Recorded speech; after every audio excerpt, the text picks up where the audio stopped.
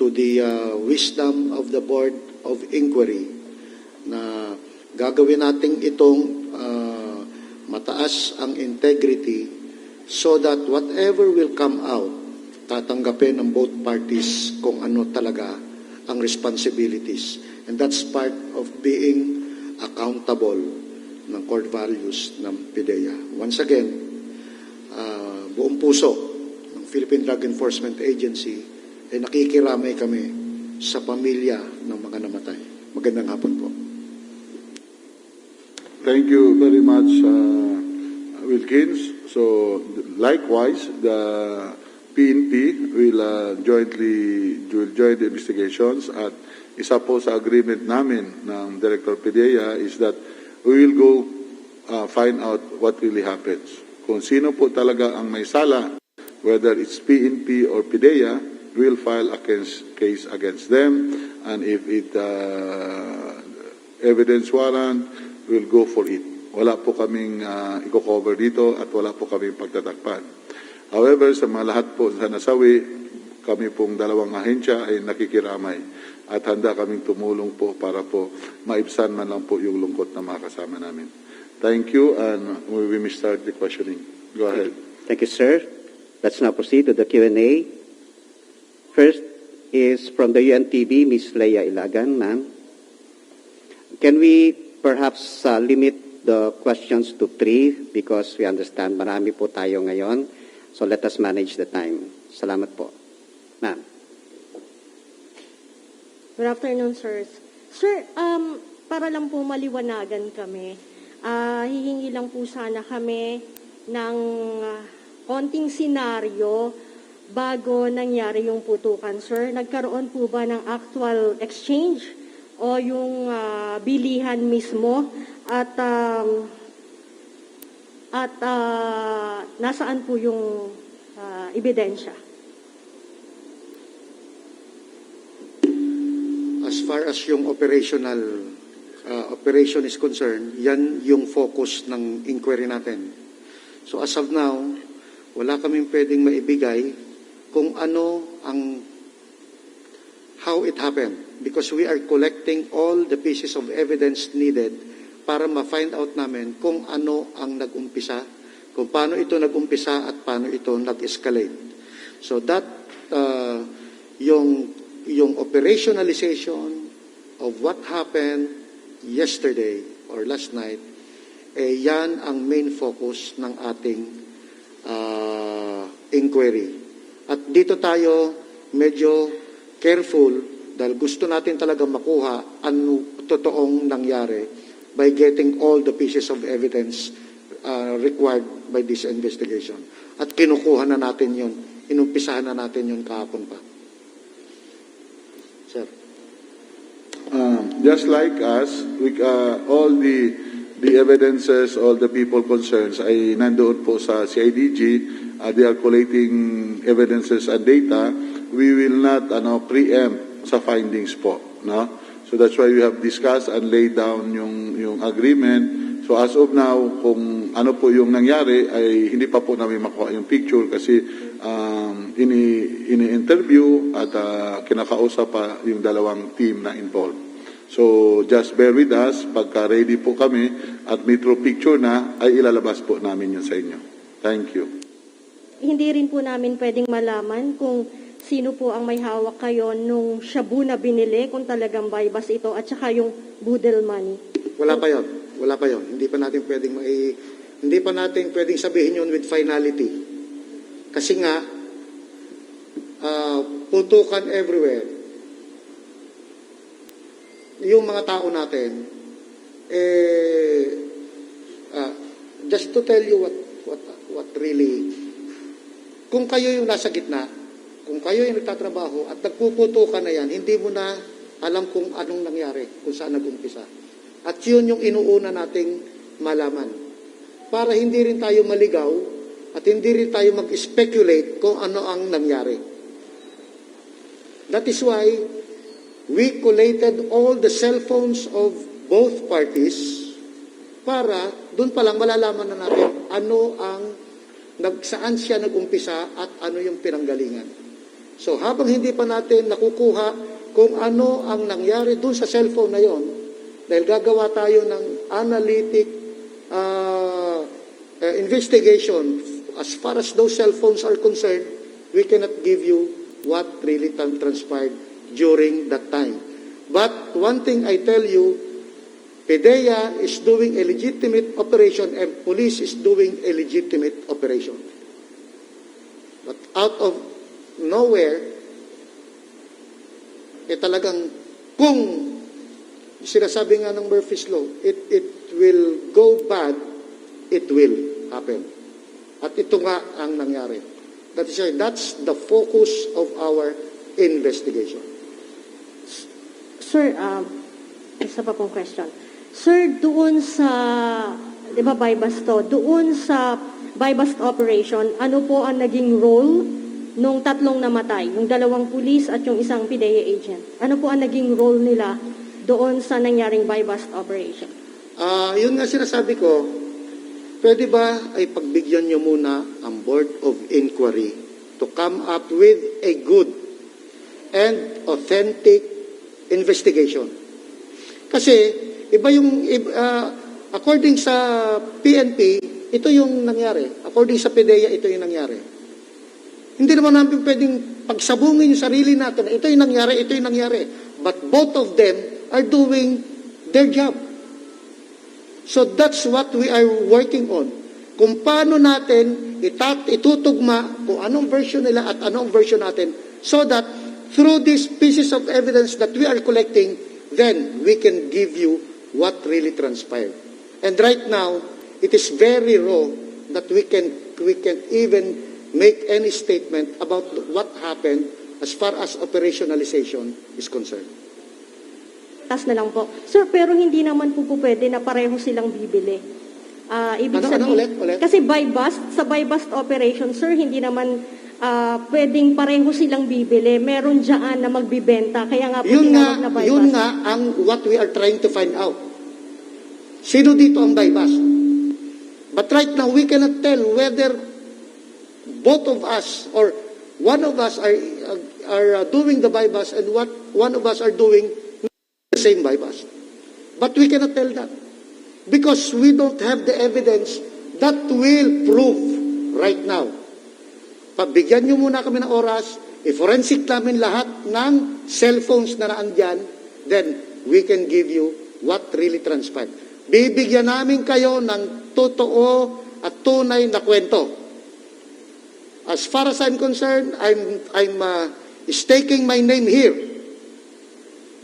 Hindi tayo pwede magsenaryo dito. Dahil ang tagal ko na sa anti-drug operation. At hindi ko i-stake ang pangalan ko para gumawa lang ng isang senaryo na hindi totoo. Kung sino ang tatamaan dito. Ito ay inaalay namin dun sa mga namatay na pareho sa amin. So wag natin din bigyan ng ibang kwento yung mga namatay sa atin. Right now, we are mourning. So we cannot speculate on what really happened because really, talagang barilan ito. And both parties are thinking that they are doing the same thing.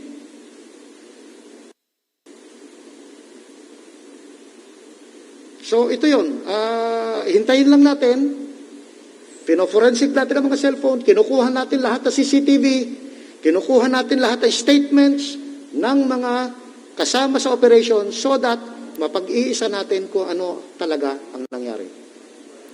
Pero right now, hindi pwedeng mag-away ang polis at PDEA dahil sa sitwasyon ngayon. Right now, because of sa mga namatay, ngayon dapat mas lalong humigpit ang relasyon ng polis at ng PDEA. Dahil hindi natin alam, baka yung sindikato ay pinanunood lang tayo at pinag-aaway lang tayo pareho. At hindi namin yan pwedeng payagan. Leia, in support to the statement of Director PDEA, hindi nga kami pwedeng maglabas pa because if we will side sa mga tao namin, magsabong talaga. na kanyo. That's why we harmonize yung claim ng isa is ganito, yung claim ng isa ganito, then titingnan natin based on the evidence, CCTVs, videos, lahat niyan, iisa yon. And the investigation is joint. No? Nandun yan sila. Kung mag-interview, maglabas, nandun yan. Kaya nga, pagka, if we will side with our people, baka mamaya yung mga tao namin sa baba mag-initan, magkabarilan, magslalo pa.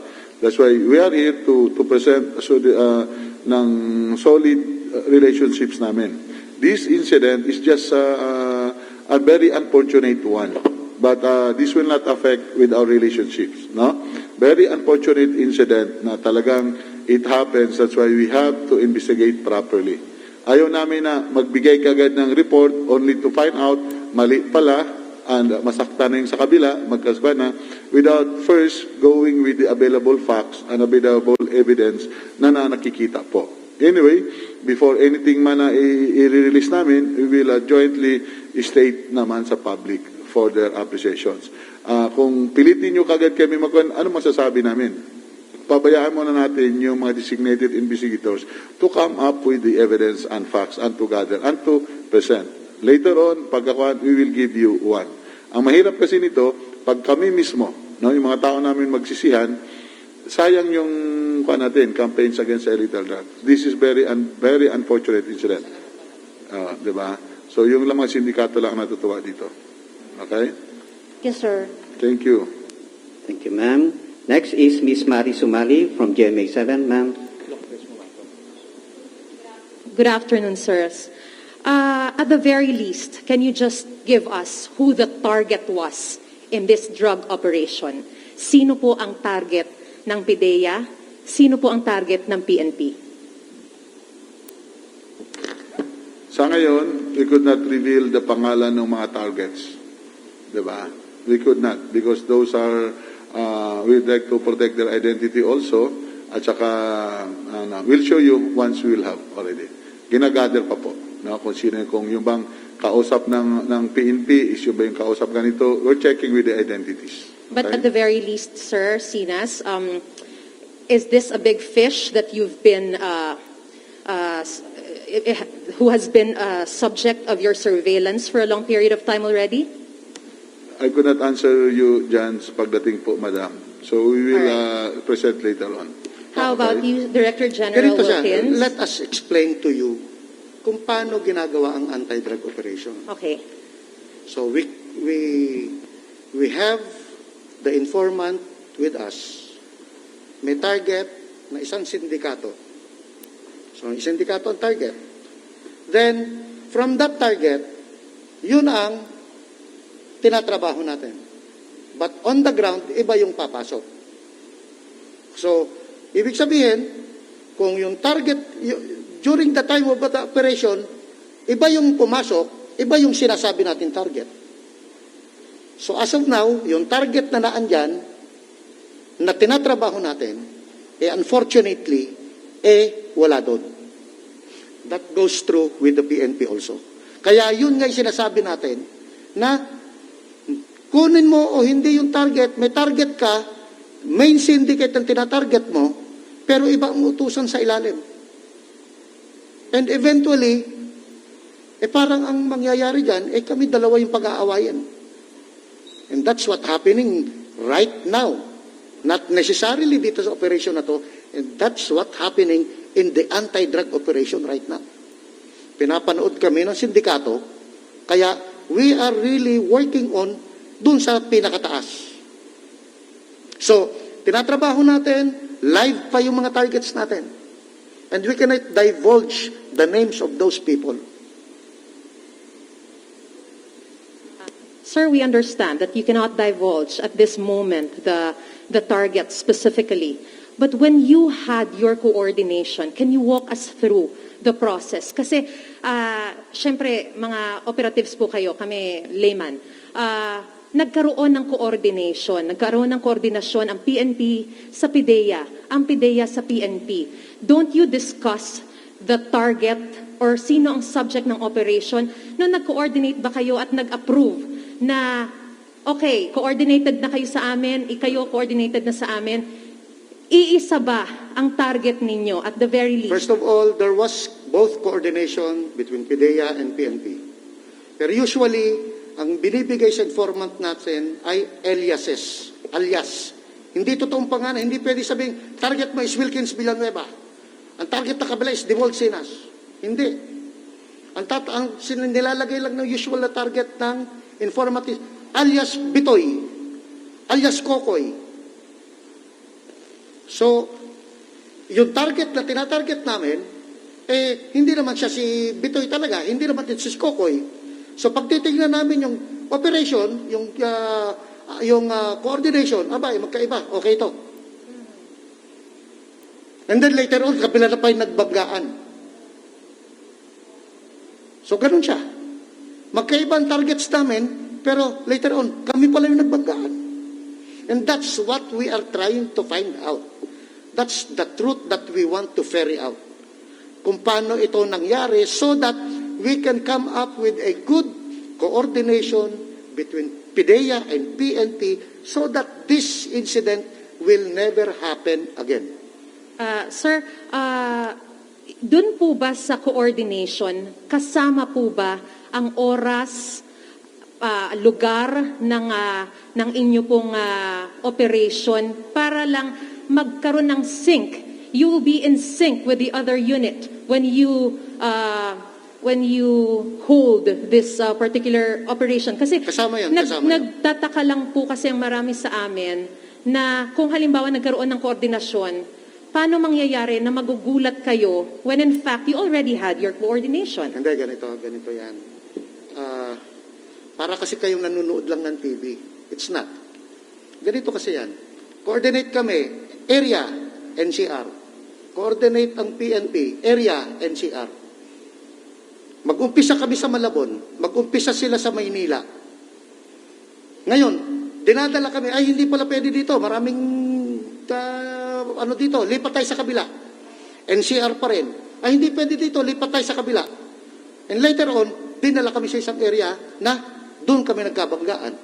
NCR pa rin yun.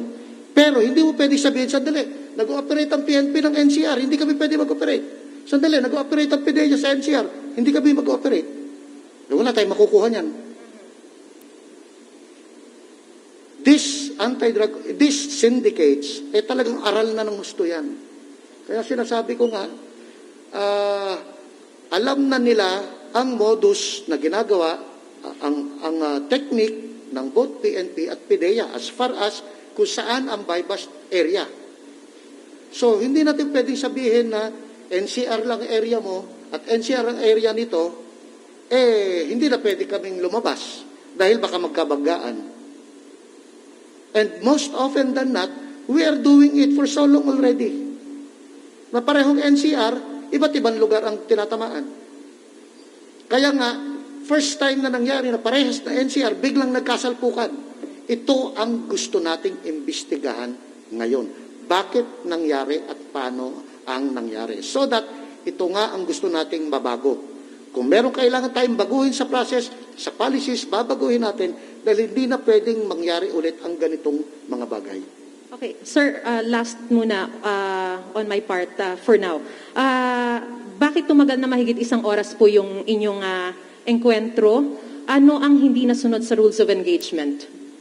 Ganito nga kasi yan Hindi ka pwedeng mag-speculate kung ano ang iniisip ng ating mga ahente at ano ang iniisip ng ating mga pulis pag yung bala nasa kaliwat kanan na natin.